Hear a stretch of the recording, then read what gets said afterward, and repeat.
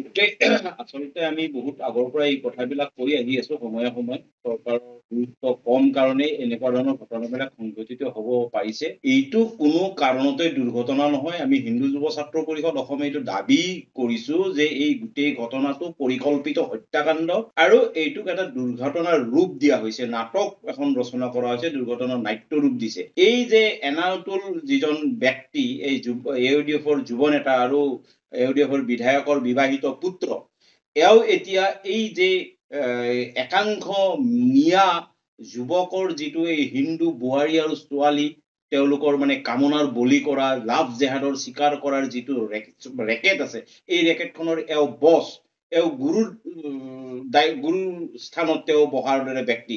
ইয়াৰ আগত এজন কংগ্ৰেছৰ বিধায়কে এই ভূমিকা পালন কৰিছিল, এতিয়া এও এই ভূমিকা পালন কৰি আছে।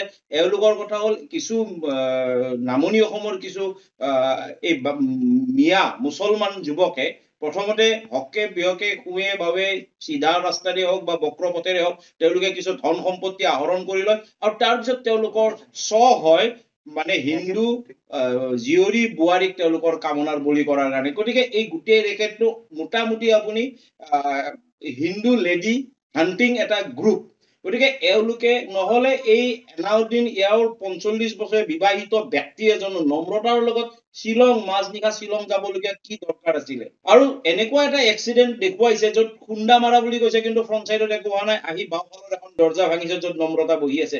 গতিকে এইবিলাক সম্পূৰ্ণ তেওঁলোকৰ নাটকৰ কথা ওলাই পৰিছে আৰু তেওঁলোকে বাৰে বাৰে এই নামনি অসমৰ প্ৰায়বোৰ মুছলমান বিধায়কৰ ধান্দা একদম একেই তেওঁলোকৰ ধান্দা। তেওঁলোকৰ হিন্দু জীয়ৰী বোৱাৰীক তেওঁলোকৰ কামনাৰ বলি কৰাৰ এটা তেওঁলোকৰ স্পৃহা আছে। গতিকে ইয়াৰ বিৰুদ্ধে আমি এই লাভ জেহাদৰ বিৰুদ্ধে আমি খুব সঘনে প্ৰতিবাদ কৰি আমি চৰকাৰক অৱগত কৰিছো। চৰকাৰে ব্যৱস্থা লোৱা নাই আৰু নোলোৱাৰ ফলত আজি পুনৰবাৰ নম্ৰতাৰ দৰে এগৰাকী উচ্চ শিক্ষিতা ছোৱালীয়ে আজি তেওঁলোকৰ হত্যাৰ বলি হবলগীয়া হল। গতিকে আগলৈ যাতে আৰু কোনো নহয় তাৰ কাৰণে এই ঘটনাই শেষ ঘটনা কৰিব লাগিলে চৰকাৰে কঠোৰভাৱে ইয়াৰ ব্যৱস্থা কৰিব লাগিব, উচ্চ পৰ্যায়ৰ তদন্তৰ ব্যৱস্থা কৰিব লাগিব আৰু দোষীক দৃষ্টান্তমূলক শাস্তি দিব লাগিব, যাতে এনেকুৱা ধৰণৰ ঘটনা কৰিবলৈ কৰা দূৰৰ কথা ভাবিবলৈও তেওঁলোকে সাহস নকৰে। সেই দায়িত্ব কিন্তু চৰকাৰৰ। সংবাদ মাধ্যমক আমি ধন্যবাদ জ্ঞাপন কৰিছো, কাৰণ এই ৰেকেটখনে দীৰ্ঘদিন ধৰি এনেকুৱা ঘটনা সংঘটিত কৰি আহিছে, কিন্তু সেইবিলাক পোহৰলৈ অহা নাছিল। এইবাৰ নম্ৰতা কাণ্ডটোৱে সংবাদ মাধ্যমৰ তৎপৰতাৰ কাৰণে এই কথাটো সকলো পোহৰলৈ আহিল আৰু পোহৰলৈ অহাৰ ফলত তেওঁলোকৰ ৰহস্য ওলাই পৰিব।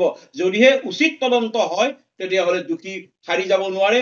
আৰু আমি চৰকাৰক এইটো অনুৰোধ কৰিছো যাতে কোনো ৰাজনৈতিক ক্ষমতা প্ৰয়োগ কৰি কোনো ধনবলেৰে যাতে তেওঁলোকে নিজৰ সুৰক্ষা কবচ সুনিশ্চিত কৰিব নোৱাৰে। এই সুৰক্ষা কবচ যাতে যিকোনো পন্থাৰে হলেও ইয়াক ভেদ কৰি আচল দোষীক উলিয়াই আনি দৃষ্টান্তমূলক শাস্তি দিয়ে, সেই ব্যৱস্থা চৰকাৰে কৰিব লাগিব।